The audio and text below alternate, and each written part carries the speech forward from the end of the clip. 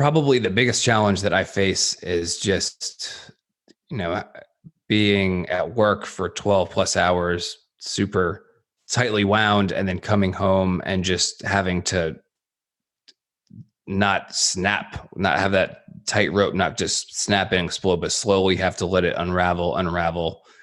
And with three small kids who I love dearly and, would do absolutely anything for in this world, it's just having the patience is my biggest challenge as a dad right now. Dory 1, this is Fire Team Delta. Dad's coming home. Welcome to the Military Veteran Dad Podcast, where it is our mission to bring every dad home. I am your host, Ben Cloy. I'm a United States Marine veteran, husband, and a father. We will bring authentic conversations to inspire action in your life so we can close the gap between the dad you are today and the dad you want to be tomorrow. This is the Military Veteran Dad Podcast. Welcome back to episode 45 of the Military Veteran Dad. This week's episode, before we get started, just got a few announcements. Going forward in the future, that I know I'm starting to do solo episodes, I would love to feature a listener's question from the audience. So at the bottom of the show notes, there's a link that says ask me a question. Go ahead and fill that out and submit me a question, and we'll deep dive into that question or topic. All things are on the table. I will try to bring friends' perspectives, do some research, bring other people's opinions other than my own. So if you've got a burning question about being a dad or anything within the life of being a dad, drop the question and we'll deep dive into it and see if we can knock it out of the park for you. Also, I'd like to invite you to join our Facebook group. That Facebook group is where I talk about being a tribe, that you can get to know me, the person behind the microphone, see what my family life is like, what's going through my mind, get in touch with me more often than just once a week when the podcast episode comes out. And as I talk about often on the podcast, we weren't meant to do life alone. And that tribe is where we are building the foundation for what we are going to have in the future, which is a tribe of military dads that can do life and share the load together. This week's episode with Ian. Ian is an Army officer who's just getting ready to take over the command of a new company. And we dive into a bunch of different topics. We dive into battling the feeling of being lonely, using vulnerability to show strength, remembering the ones we'd lost, how to come home after a long day, lead by example, and listen for the small things so they bring you the big things. Those are just some of the few topics that we discussed, and there's lots of good stuff in this episode. Just a very good episode full of humble pie, of sharing a lot of raw thoughts, raw emotions, and admitting as dads that we don't have it all together. So without further ado, let's dive into this week's episode with Ian Roth. Welcome to the show, Ian. Hey, how's it going, Ben? Better than good. How about you? Better than good. Yeah, I'm doing outstanding. Thanks for asking. You're welcome. And I've always, you paused there when I said better than good. And maybe like 5 years ago, it was probably the very first self-help book I ever read was Better Than Good by Zig Ziglar. And I've really taken that phrase as something to say because I really got tired of good and fine. That's the only answer people said, and they really weren't good or fine. And so I've started saying that now. I've never met someone that said it first. But the day that it happens will be an extremely magical day that it will be almost like trying to think. It'll be a culmination of like years of me working through my own stuff, because I will either have to be in a certain place, probably be in Dallas somewhere near Zig Ziglar's headquarters, where it's more likely at the epicenter that someone says it. But the day someone says better than good first will be a very good day. The closest I had was someone at the airport I said it to was like, "Oh, you sound like Dave Ramsey," who usually says better than I deserve. But he doesn't say better than good, but he says that. And I was like, I'll take that as a good win, that someone compliments me. That's something that Dave Ramsey would say. Yeah, seriously. I've never heard that in my life. So I'm gonna you can put take that in my toolkit and say that. And your new command. I'm gonna say it to someone. Yeah, absolutely. I'm gonna say that on Tuesday morning to the first person who asked me. Go ahead and say, and let that be the motto of your new company, better than good. Better than That's not a half bad idea. I'm going to write that down. I think we're in the hunt for a new motto anyway. And what better start that, because often I find that other people need to hear it more than I need to say it. And if anybody's in a funk because they're not expecting it, it is a kind of like a mini little jolt of electricity to jolt them out of their mood. And one famous time where I said it was at the grocery store, and she was an older checkout lady, and she paused for a minute and she's like, "You know what? I'm better than good too. Like she had to pause for a moment and reflect, like, you know what? It's pretty better than good for me too. That's awesome. Yeah. Spread the good word, man. I love it. I'm spread and I just haven't had any reflected back yet. So once it happens, it'll be a good day. Well, Ian, I really appreciate you coming on the podcast. Our friendship is fairly new, and our friendship comes to us from Tom Hart, who was Yes, on our podcast about a month ago. And I was just recently on his podcast last week. And he said that we needed to know each other. So I'm glad that we both starved some fear and decided to get you on the show. Yeah, absolutely. Thank you so much for having me. And Tom, I know you're going to listen to this. Thank you, my man, for connecting the two of us. So go ahead and unpack a little bit about your family and what it looks like right now. Yeah. So just a little bit about myself, Ben. Currently active duty Army here in Fort Campbell, Kentucky. Have a wife, been married for 7 years, 3 kids, ages 5, 3, and 2, a girl, a boy, and a girl. Been here at Fort Campbell for the last 2 years and living on actual Fort Campbell proper and just kind of in the Army life 24/7. Not only me, but my wife and kids are exposed to it just with the other military families around in the neighborhood. So, yeah, like you said, I'm getting ready to start company command in the next week or so. So looking forward to that, although it's going to be very, very stressful, looking to get a lot out of it, looking to have a lot of fun with it. And as we were talking the pre-interview, I'm going to dive right into a hard question for you, if you don't mind. Bring it. So in the Army, you are part of a large 500,000 strong fighting force, surrounded by men, surrounded by teamwork. But you were talking about still that feeling of being lonely. Go ahead and tell us a little bit about that. So just being around Army people, Army guys all the time, even in our neighborhood, just talking to these other Army officers, NCOs, what have you, having conversations with them always turns back to the Army somehow, trying to talk about football, trying to talk about interests, trying to talk about hobbies. And I'm just having such a very personal level outside of the military. So, I mean, at the same time, it is a very lonely feeling in the sense that like what I'm looking for, the stuff that that makes me feel good and fills me up is getting to know people on that more personal level. And we're human beings. We have other stuff, other interests outside of our job. But I mean, the military, Army, Air Force, Navy, Coast Guard, Marines tends to do that because we're very macho. We want to be, show our masculinity, talk about that stuff all the time. So yeah, it is very lonely for someone who has other interests outside of work. And I absolutely it's going to get a little bit more lonely because you're going to be the CEO. So you're going to be you're going to have that. It is that invisible firewall that says you're the inhuman person that always has it together and can't share a real moment. Yeah, absolutely. And I can, just from being around the company, the way that people look at me, even as I'm getting ready to go into the seat, is that way exactly that you described. So, I mean, how do I kind of get away from that? Well, I need to find other people who are in similar positions, which there are, and I've spoken with them a couple times. But I think the most important thing that I can rely on and fall back on in times like that is my family, is my wife. And so if you're feeling like I am, having a strong family structure and strong family foundation is paramount to thriving in your life. And I mean, not going crazy too. So you have some human, emotional, personal contact somewhere in your life, because as human beings, that's something we absolutely need. Yeah. So currently, do you have anything like that you're currently setting up to be in that moment where you have someone to support you? Or is it one of those that you're kind of aware of it right now, but you still haven't figured out how to fill it?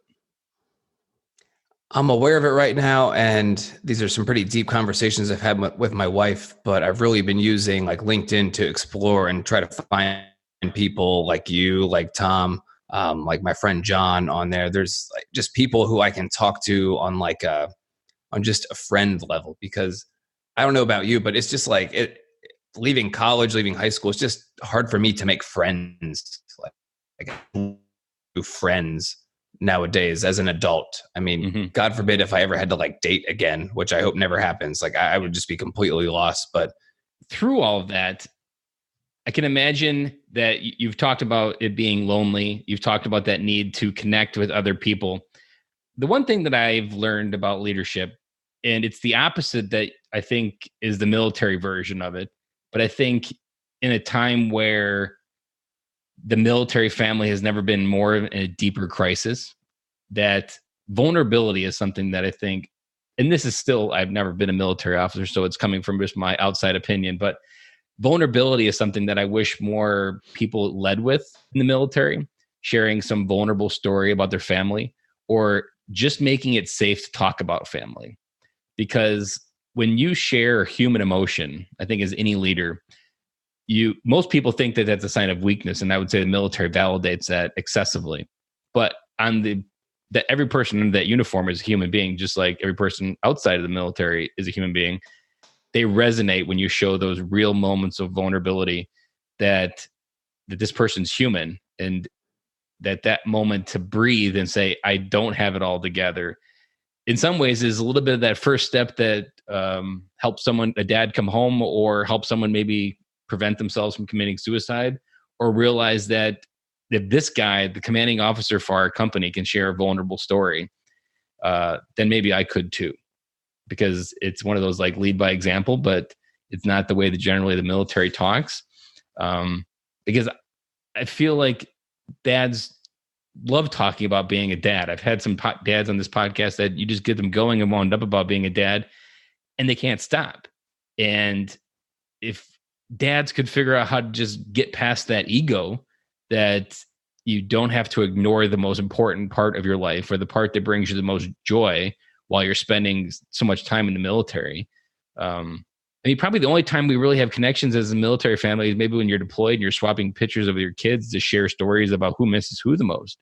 There's just no real good vulnerability with military members of the family that can, and I'm sure they do exist if you're in a military community, and it probably happens more overseas because military families need to stick together more. But probably on the stateside, it's easier to segregate themselves, and military families don't always have to stay together. Oh, right. I totally agree with you. And there is a fine line of showing vulnerability and showing strength. And I don't think that I don't know. It's just very hard. You make a great point that because the military and the job really discourages you to show weakness, and you have to be strong and show strength and show decisiveness at all times. But your soldiers are human, and they know they have human emotions. They want to see you show human emotions. And geez, I mean, it's just hard to do. And I don't think, I'm just trying to think of the type of leader I am and the type of leader I plan to be in this new role. And just, I think I'm expected to show strength and expected to be the example of what right looks like at all times. But if there ever is an opportunity to show some vulnerability by telling, a story to my soldiers, maybe to show them why you shouldn't do something, if that can connect with them in some way, yes, I think there's absolutely, that would be a huge advantage to show that I'm a human too. And I've made mistakes in the past. I'm not this just strong, ironclad person all the time. And I think if done correctly, and if done with tact and at the right time, I think that could be extremely effective. Yeah, and even like probably around the holidays is a nice appropriate time where everybody goes on 96s to reconnect with their families, or they just to get away from it all. And the one thing that I've really we haven't talked a lot, but when it does come up, is that when we talk about suicide, that the military trains you that your emotions will get you killed. But emotions are the one thing that helps you understand why you feel such a way. And if you keep suppressing them, that's why you come to one conclusion, that your family's better without you.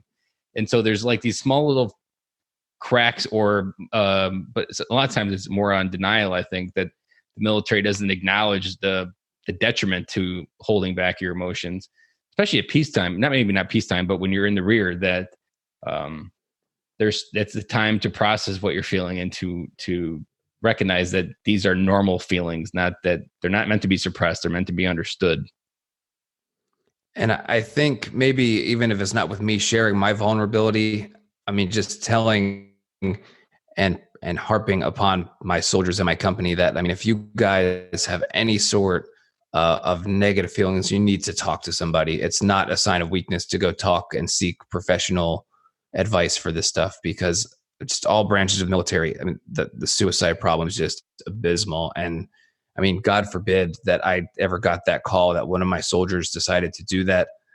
I mean, talk about showing some vulnerability. I think that would just absolutely destroy me as their leader, and just that I would have failed them so terribly that I couldn't prevent that in some way. So as a leader, just tell your folks, tell your soldiers to get help if they need it. It is not a sign of weakness. It is a sign of strength. 100% a sign of strength to seek that help if you can identify that you're having those feelings. Mm-hmm. And in our pre-chat, you didn't mention it, but I'm sure based on our conversation so far that it resonated, that when I gave the advice that if you lost someone overseas, or really every one of our brother in arms that didn't come home from overseas, like, they gave us dads a gift to come home and be the best dads we can be. And to be the best dads we can be, we need to be an emotional being that can connect with our kids. And you can't connect your kids if you're holding all your emotions in. Yeah, you can't. I mean, something that truly humbled me when I was in Afghanistan this past year, and I think while we were over there were about 10 or 12 US service members who were killed in action, and people I didn't know, people from all walks of life, people in different branches of service than the US Army. But I mean, that just seeing that, and I mean, that just tore me up inside, that those men and women couldn't go home to their kids, and made And me. there's the kid out there that never gets to feel their father Yeah. again. I just, it's just terrible. I mean, it tears me up, and seeing that, and bringing back those memories. So yeah, you're absolutely right. People have given their lives overseas so that we can come back to our country to our family, with our kids. So we need to not let them have given their lives in vain, but make the best of the opportunity that they gave us to come home to our families. Like, it's our defining moment that when one of our brothers that we know, or even whether we don't know, when they make that sacrifice, as a person that served in the military, we carry the burden of making sure that sacrifice is never in vain. And being a dad is one of the best tools to make sure that sacrifice is never in vain, because you can create some amazing human beings in this world if you give them your time and attention. Yeah. Oh, totally. And just when my kids are a little older, being able to tell them that and share that with them. Like, look, Amelia, look, Scott, look, Sophia. I served with people who I didn't know overseas, and they gave their lives so that we could have, what you're sitting here looking at, and all of us talking today. They gave their lives so that we could have this. So you need to respect that. You need to be grateful, and never forget those sacrifices that those people made for us. Mm-hmm. Let's maybe unpack a little bit about what's a challenge that you currently face as a dad today.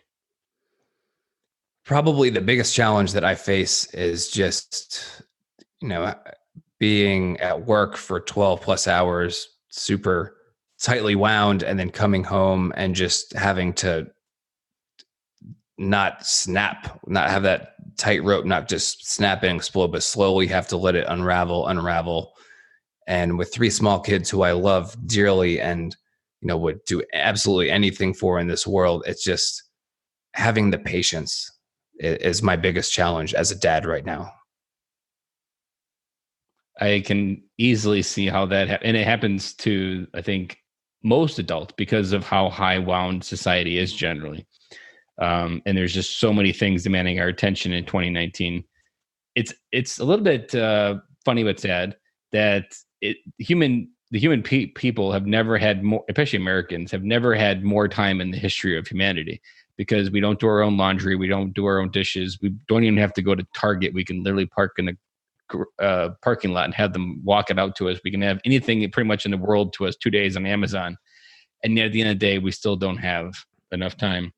And that part of patience, I think you hit on a part that it struggles for every military dad, veteran or post, because if you don't process, it's like this tension of feelings, that those feelings are maybe telling you that, maybe for one person, it's telling you that your time is up in the military, but you don't want to admit it. And if you're not processing that feeling, it's always going to redirect in somewhere else. And the one that has helped me sometimes when I get like this is I really just have to frame it that they're looking for me to model what right and wrong is. And I'm 35 years in this world, and my oldest is 7. And as a 35-year-old, I should be able to control my emotions better than a 7-year-old. And she's trying to figure out how to be 7, just like I'm trying to be out 35. And so I really have to just frame it, let a lot of go. I always remind myself of that Frozen movie of just let it go, because sometimes you can't have control. And that's usually where I think military dads get hung up on, is we expect control when we win from, especially as a CO, you have control over your entire group. And you come home and you literally don't have any control, and your wife's probably barely hanging on to a paper thread. Yeah. And right. you want control, but you don't. And it's that illusion of that actually control exists usually that gets us wound up, because then we try to start using the same set of problem solving techniques that we use in the military on the family. And it's meant with violent, chaotic backlash, usually. At least that's how it goes in my household. Even tonight was a perfect example of backlash. Yeah, it's like, I mean, like, why I'm telling you what to do. Like, why don't you listen? Like, pick up your toys. Why do I have to say it 5 times and you still don't do it, kind of stuff? Like, well, because you're 5 years old. That's why. And you're a normal 5-year-old, and that's what 5-year-olds do. Mm-hmm. And you're right. Taking the same stuff from work and bringing it home and expecting it to work is absolutely not going to work, because little kids are not always rational human beings. They're little kids. They're trying to figure out the world around them. They're trying to figure out life. So yeah.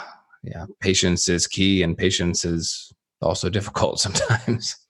Yeah. And I don't know how you do it, but if there was a way to wrap up in it, maybe, I don't know if you have to make it even gentler. If you were to admit what you just told me to your company, that this is my biggest struggle as a father, you would probably relate to 99.9% of the dads that you would be talking to, and moms probably, because I'm sure it's the same for both sides. Yeah.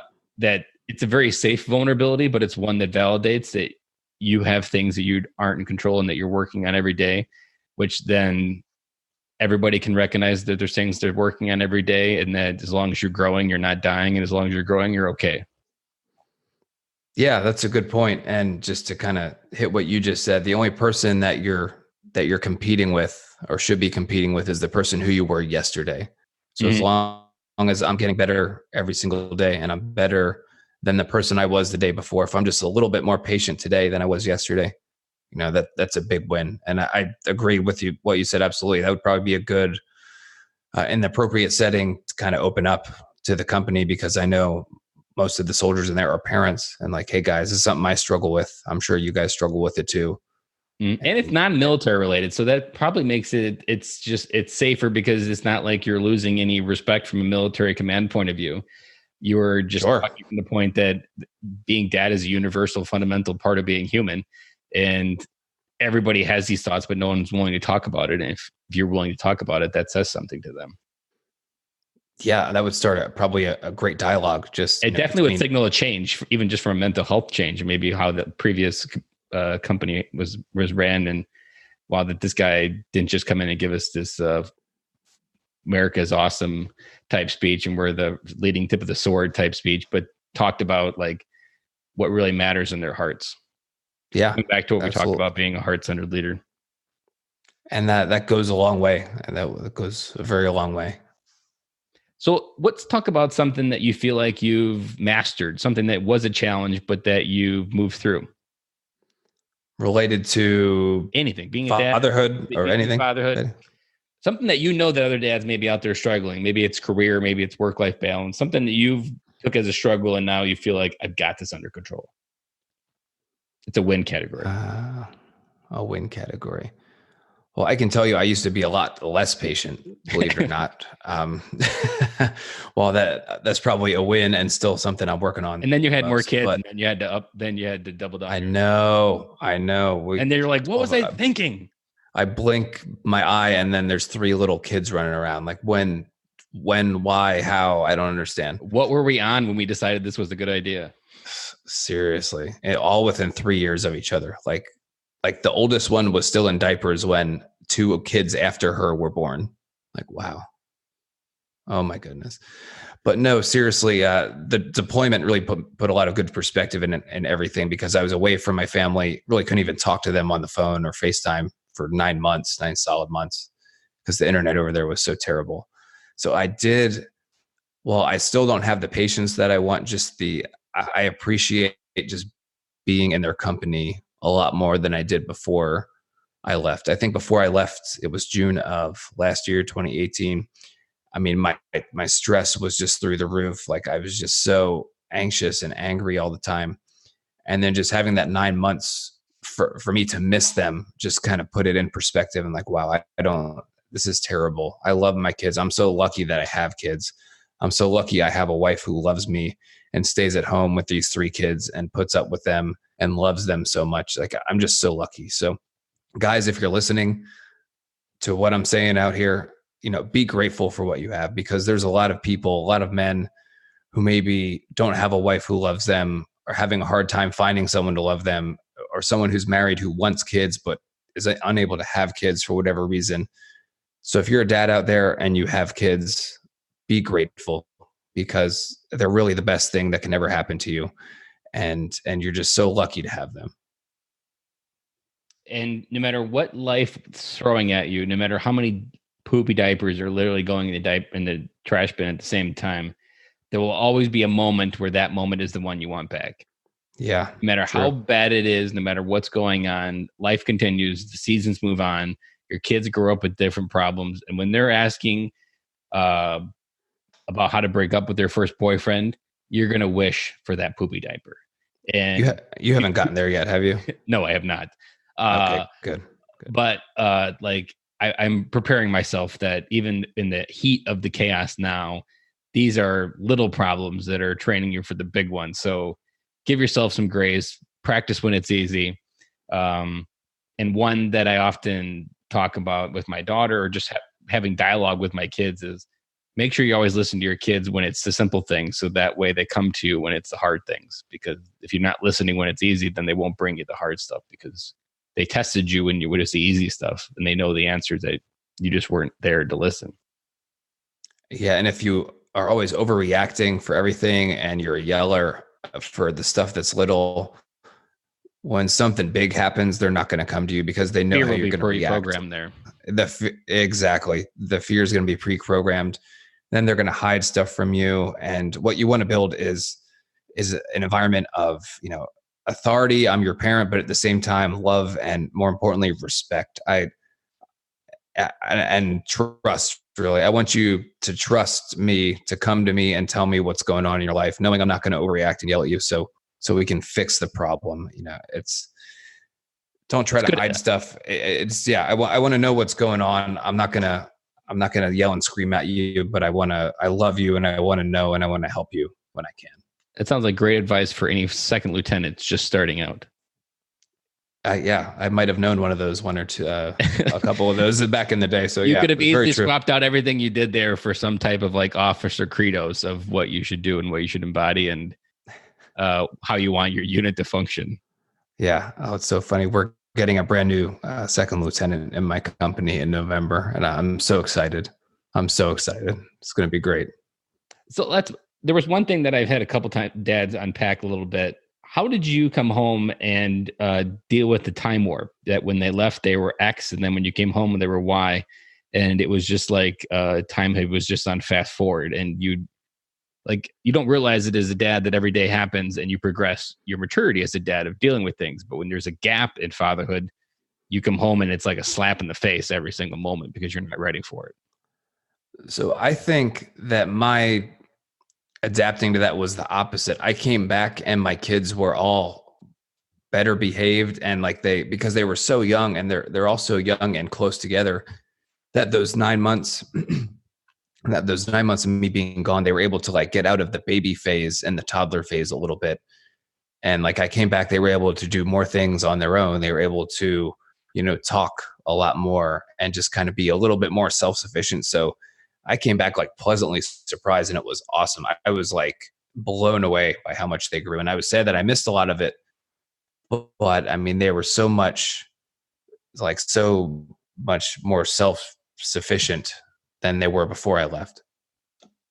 So the behaviors and different things that part didn't trigger you in a different way, that when I left, they were X and now it's different. So it was more like the kids were ready to wait for dad to be home, and you didn't have to, they weren't necessarily putting a space between you and them. For my youngest, who just turned 1 when I left, the day I left, had her first birthday. She was a little standoffish at first, but the other two were not.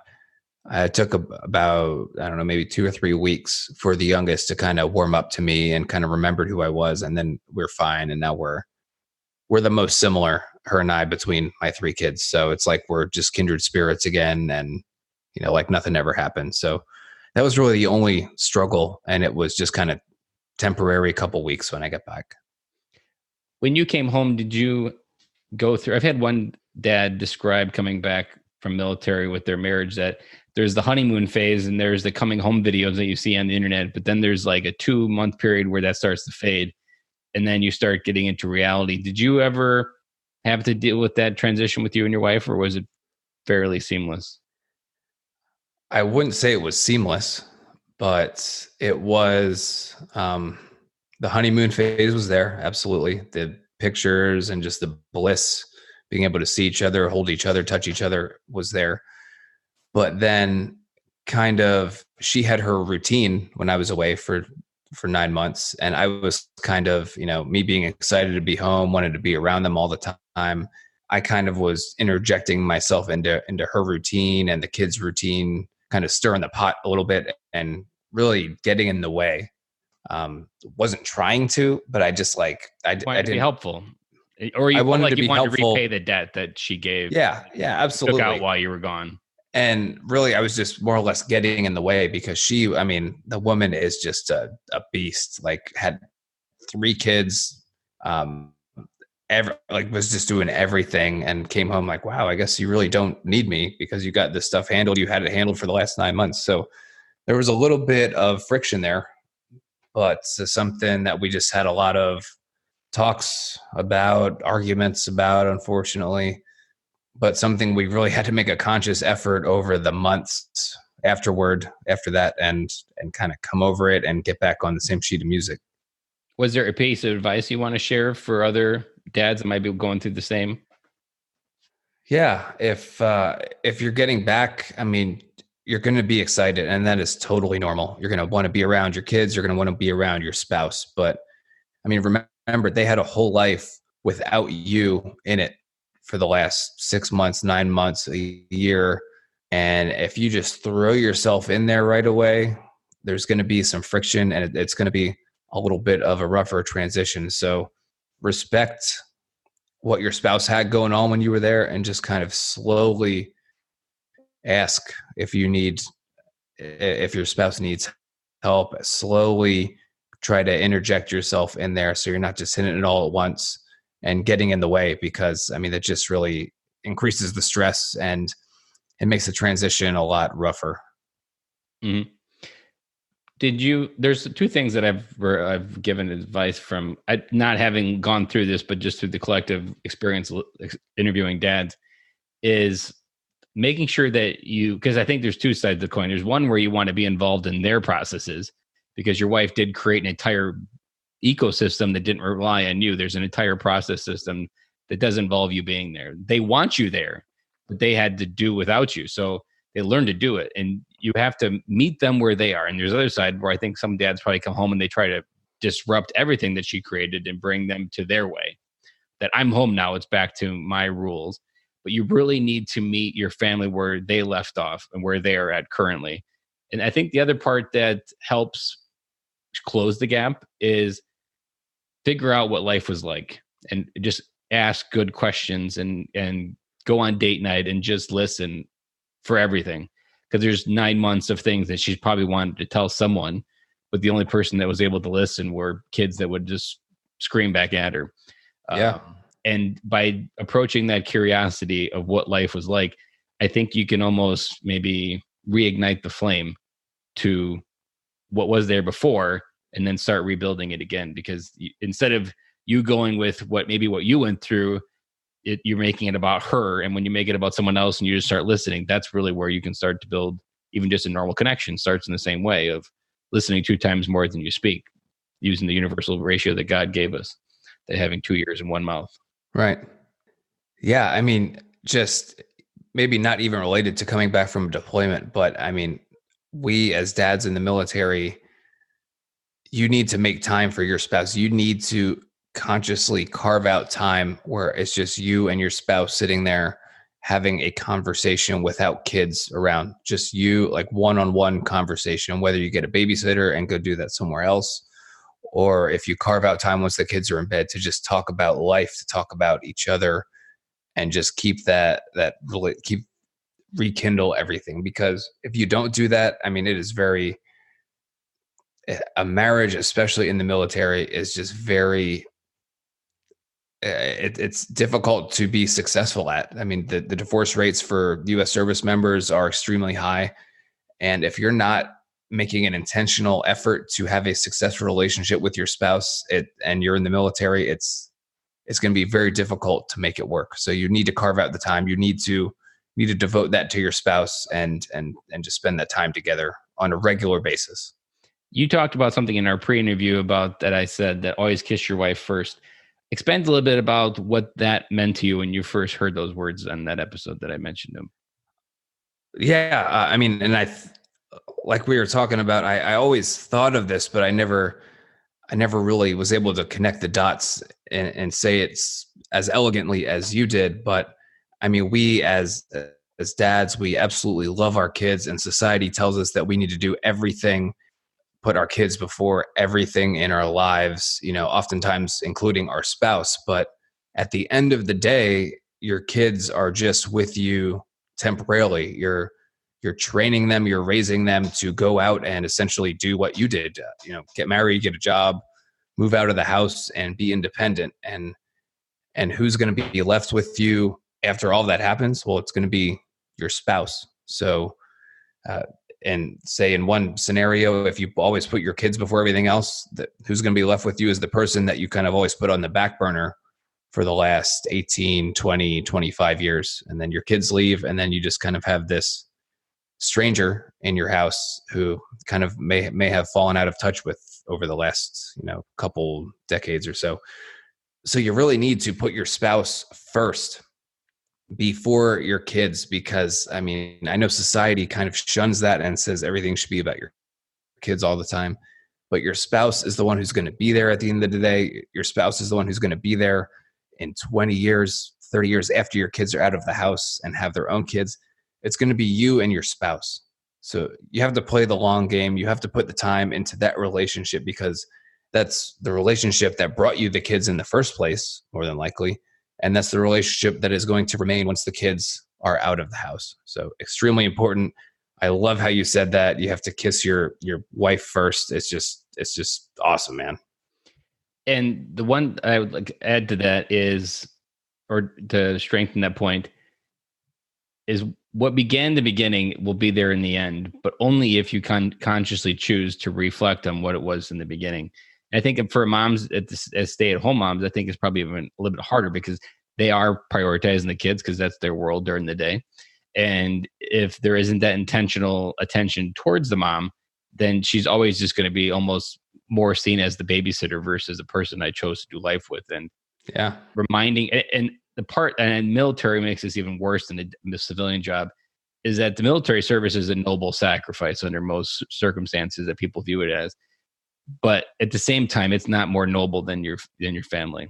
And if you consciously say that, well, what I'm doing is worth the sacrifice, my family understands, there's a debit card and a credit card that you're borrowing from there.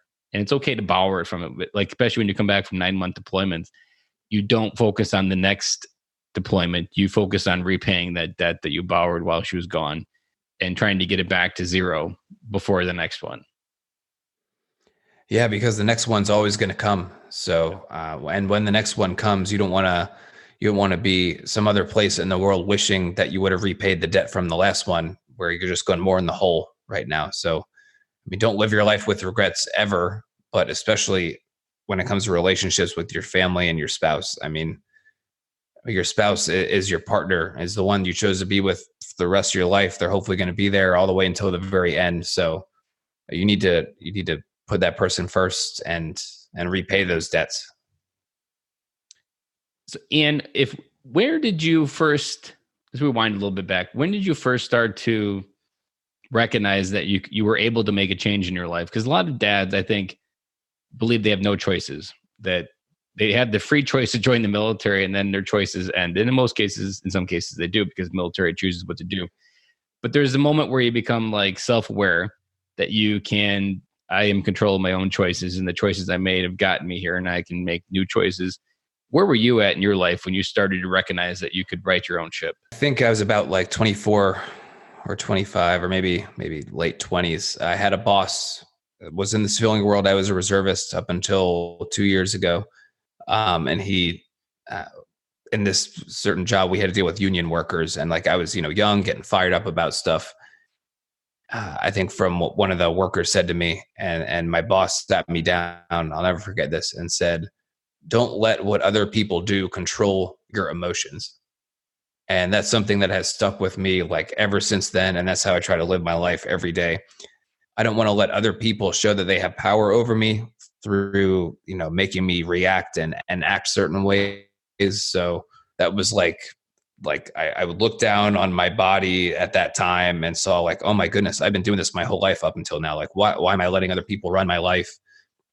Letting other people, make me react certain ways. I choose how I react. My emotions, unless something tragic happens, my emotions are a choice. And so ever since then, probably late 20s, I've been very deliberate in how I choose to react to things, and how I show my emotions. And when people talk to me and say things to me, I'm very deliberate in what I do and what I say back to them, to show like, hey, if I'm going to get mad, it's going to be because I'm choosing to get mad, not because of something that you said to me to make me mad, stuff like that. So yeah, you realize you're holding the key to your number one problem, right? Like that advice there, gift wrapped with a bow, is for the whole patience thing. Oh, I know, man. There are two sides of the same coin that just separated by about 30 minutes of this episode. No, and I've thought of that too. My wife and I have had these conversations. That is what it is, but it's just like my kids. I don't know. Like my kids are just able to, probably because I love them so much, and that's not a cop out, or it probably is an excuse, but I love you kids so much. Just listen to me, please. Listen to me. I know what's best for you, little babies. Listen to me. I have a different take on it, if you're interested. Yeah, absolutely. That generally, I feel kids are a mirror of our worst vulnerabilities, or the things that we suck at the most. And they will poke them and poke them and poke them. And oftentimes when a child makes you react, it says more about you than it does about them. That they're making you react in one of the catechisms that nobody else knows about, but somehow your children know to poke there and it hurts. And so generally I try to use those as like indicators that the way that I react or get triggered from my kids yelling is generally an insecurity inside that I just haven't dealt with, and is that they're giving us a gift of the things that we need to work on as human beings. I'm going to try that tomorrow morning, first thing. When just process what comes into your mind about like, why does this trigger me? And it usually is just, it says more about you than it does about them. And they reflect it's crazy. Once you know this, you won't be able to like think differently about it. Once whatever they upset you about, it's generally they're just really good at pushing your buttons, and your buttons are things that you haven't dealt with yet. Yeah, I wish I could give you an argument to that, man. But wow. Because even like trying to get your kids to listen, that's just like frustration. Maybe you have, like for me, I always felt like I was never heard.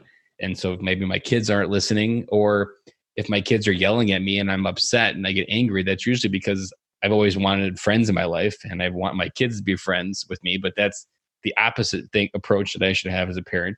And so that reflects into me issues with my own insecurities, not them.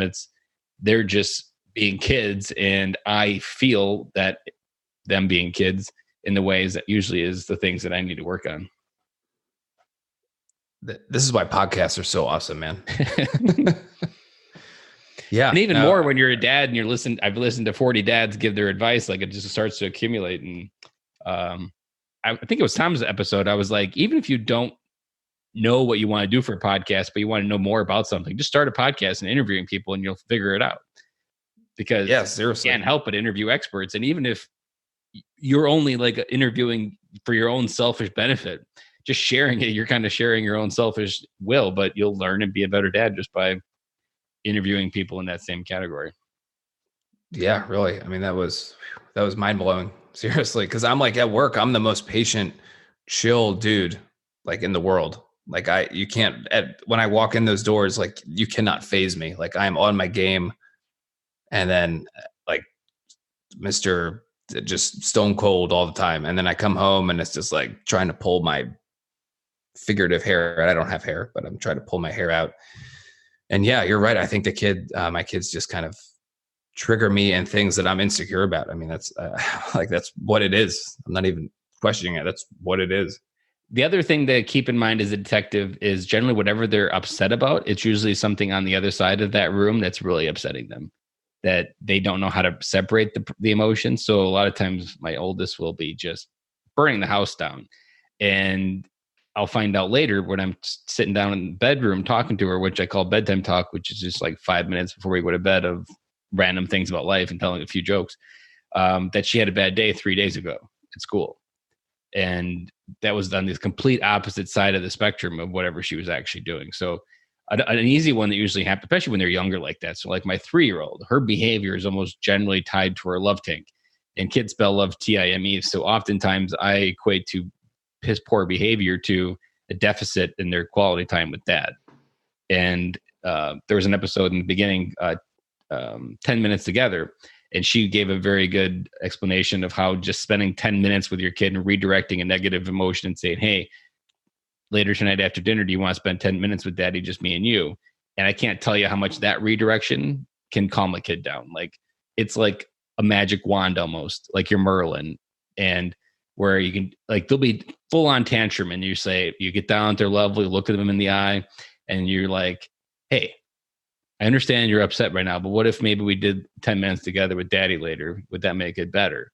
And just like you snapped your fingers, poof, they calm down, they breathe, and they're looking forward to something. It's just because they don't know how to understand what they're feeling, but there's always usually something else within that emotion that they just don't know how to put words to. And usually almost 9 times out of 10, it's either they're trying to push a button on me because they figured out my weaknesses, or they're just upset about something that's on the other side of the room, either through a deficit in love language or just an incident at school. Or it's oftentimes we can demarginalize kids' problems as an adult. Like, this isn't a real problem to like a teenager. You're like, these kids in high schools aren't going to be anything that matters. And me and Tom Schwab, who was just released this week on the podcast, we talked about this quite a bit, that like you have to treat their problems as the biggest problem in their world. And if you demarginalize their problem now, it's only going to break them later, because they're still going to have problems that are the biggest problem in their world, and they won't understand them because these little ones are the easy practice rounds. And yeah. Like my daughter's dealing with issues on the playground, and we've talked about it probably 10 times during bedtime talk. And she starts crying over this every night, and just letting her talk about it, working our way through it. We troubleshoot a little bit, we problem solve. That's all you can really try to do, and to hopefully let those emotions, or at least keep them in the same understanding that like she can understand. And she's really starting to understand. Like she told me tonight that she has a good day, but after recess, she really is in a bad mood, and it's triggered by this incident on the playground.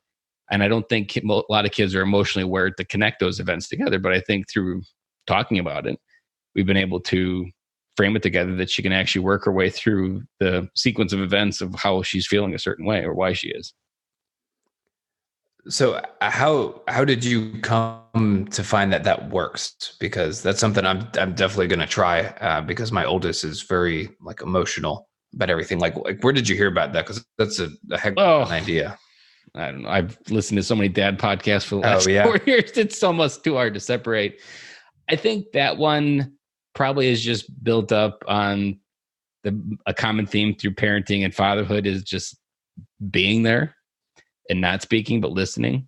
And if you go in there with control, your own ideas. And I've always just kind of relished the bedtime time. Like I would say well before I even had this podcast, the one thing that I felt like I was doing well was I was always just talking to them or reading them at bed one-on-one. And that little moment kind of grew into what I consider now is the bedtime talk. And we haven't done it this year, but last year there was a book that we read was called "Someday a Bird Will Poop on You," and it's a great children's book. I highly recommend it. And it talks about no matter how good of a day you're having, there's a good chance that a bird will just come fly by and poop on your shoulder. And it's up to you how to choose how do you want to react to it. And there's nothing you can do about it. The bird pooped on you despite your best efforts. And we would call it bird poop talk because we were talking about all the birds that pooped on her during the day and how she reacted and what she did and acts of kindness that she did. Or an early one we did was someone gave me the idea to be the rainbow to someone's storm as a philosophy of kindness. And I was like, oh, that's brilliant. Because they understand kindness, but this rainbow and storms idea, they hate storms, but they understand rainbows. And so we would talk about how many rainbows she gave away during the day. So it really comes down to just kind of, and it starts with some of the simplest behavior. Like my 3-year-old tonight, we talked about a horrible dad joke that we keep repeating of why did the dad cross the road? And I say to get to the other side. And then she always says, Daddy, you forgot to hold my hand. Like we say that every night. And just getting them to laugh in those moments is where it starts really, is you don't go to the heavy stuff, but you just get comfortable talking to them at night and getting them to laugh with you in your presence without getting upset. And the best part about a child is no matter what happened during the day, all of my kids had some incident where I was, Daddy, I hate you, or Daddy, you're the worst daddy ever today. But at bedtime, we were perfectly back to where we needed to be. And you can't take it personal, whatever they're going through, because whatever they're going through is just something they don't understand. And we're 35 and they're 7. So we need to be the bigger person and give them more grace than we give ourselves. But that space is really where I find just talking to them. There was something else I talk about a lot in the podcast of going mall walking. In the winter here, it's in Wisconsin, so it gets cold. And I don't remember where I had the idea. Maybe we had to go to Kohl's or something one day. I parked at one side of the mall and we walked to the other. And there's some rides. So we decided to ride the rides in the mall. And eventually this kind of evolved to what we call mall walking. And they probably ask 10 times a week to go mall walking, which is the most boring activity in the world. But I also used it as a time where during nap time, I would take my oldest at the time, maybe she was 5. And we would just go and mall walk and we would get an orange julius and a pretzel and we would just talk. And I wouldn't say anything game changing happened, but those little intimate moments like that where you prearrange them, those are the very first cornerstones of what you want as a relationship with your kids when they get older. And I'm still in the experimental stage because we're only at 7, but to work through some of the same things that she has in the playground, that I feel like is kind of the early indicator that it's going in the right direction.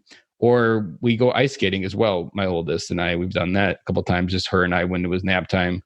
And like having those one-on-one connections are really some of the game changing because they're not distracted. It's just you and her, especially with girls. Girls love their father. The love they see from their father and feel will be the love they go out into the world to look for.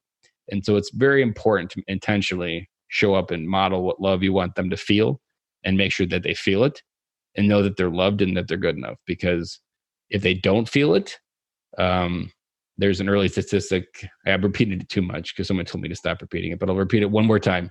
That just hugging your child, your daughter, there's like a 60% chance less that they'll have sex by the age of 12. Because if they don't feel their father's love, they'll go out into the world and find the first person willing to give it to them. So like that connection, all of it begins with just simple conversations, I think. And on the easy stuff of just telling silly dad jokes and we talk about what friends, my 3-year-old, we talk about what friends she made at daycare that day, or maybe who pushed her and what she did and how she handled it. And it's just silly stuff. It's nonsense, but it's the stuff that begins the better stuff later. Yeah, that's awesome. That gives me a new and different perspective that I'm going to definitely start working on because I know I need to work on it. And yeah, I mean, this is what's so cool about this because you're like a little further down the road than I am. Like my oldest is 5, your oldest is 7. And it's like just hearing from your experience. I mean, that's what makes this so great. Like, it's awesome. And I almost lost my thought. Did I lose my thought? I think I lost my thought. It literally works in that same fashion that you just have to be there and the moments will happen. So Ian, this episode has been just as good as I imagined. And I didn't really imagine anything, but every episode in the Military Veteran Dad podcast, you know what the hardest part about being a podcaster is? Every episode becomes your favorite episode. And then every week, your favorite episode goes into the past and you've got a new one. Yeah. It's so hard to pick one because you're like, oh, this episode was amazing. And then next week, oh, this episode was amazing as well. And you've it's like raising a child every week almost. It goes from birth to 12 years old or 18 years old in 1 week. And you've got to graduate and you got to grow another episode during the next week and fall in love with another one all over again. Just be patient with this one because that's what I'm going to do. Yeah, patient with them. There was something with that word patience that you... Patience. That was something related to what I was going to mention. Perfect. Got it. Came back to me. When you're talking to them at night, it's a perfect time to apologize. So what kids are good at is forgiving. And if you did slip or whatever happened during the day and you're beating yourself up inside, let it go and apologize to your kids that Daddy didn't handle himself correctly, and this is why. And I'm sorry for how I made you feel. Like that is a game. If you only take away that one thing, that is the game changer. Because when you show humility, they'll understand how to bring humility into their own life. But it's the same thing with the military. If you admit forgiveness or ask for forgiveness from people, a lot of leaders just assume that they can be arrogant pricks and just keep on going. But the best ones go back and ask for forgiveness when they know they did something wrong. And being a dad is one of it's the school of hard knocks of leadership, because you got to get people you have no control over to do what you want. And forgiveness is a great one to do at the end of the day in bedtime. Yeah, I agree. And something I wish like my parents who have made mistakes because they're human would have apologized to me as I was growing up. And yeah, you make a great point. I mean, that's something I should do if I do slip up.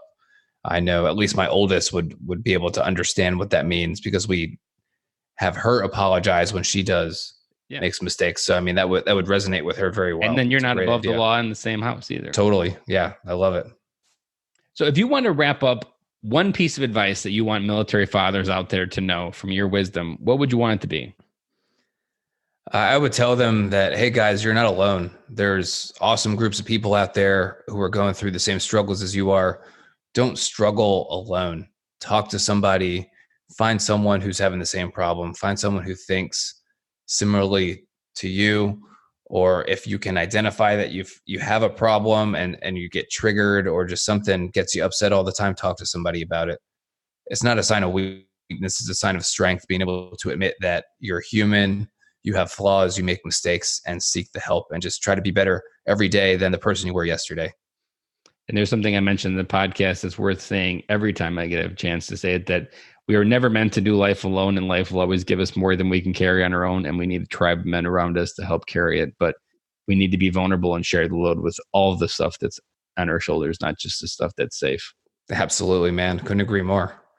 Well, Ian, I really appreciate you coming on this show and giving us an hour of your time. And I'm positive we brought a few dads home. And I wish you best of luck with your new command. And I know that they're going to be they have a great leader in front of them, willing to take them forward. Oh, thank you so much, Ben. I appreciate it. Thank you for having me on the show. I mean, been listening to your episodes, love them. And yeah, absolutely loved it. And thanks again. No problem. Thank you. All right. That's a wrap. And thank you for listening to today's show, and I really hope you enjoyed it. The lifeblood of any new podcast are the reviews. If you haven't reviewed the podcast yet on iTunes, I would really appreciate it, and you will help us get the message out to even more military veteran dads. As John Maxwell says, if there is hope in the future, there is power in the present. Dads, it's time to come home.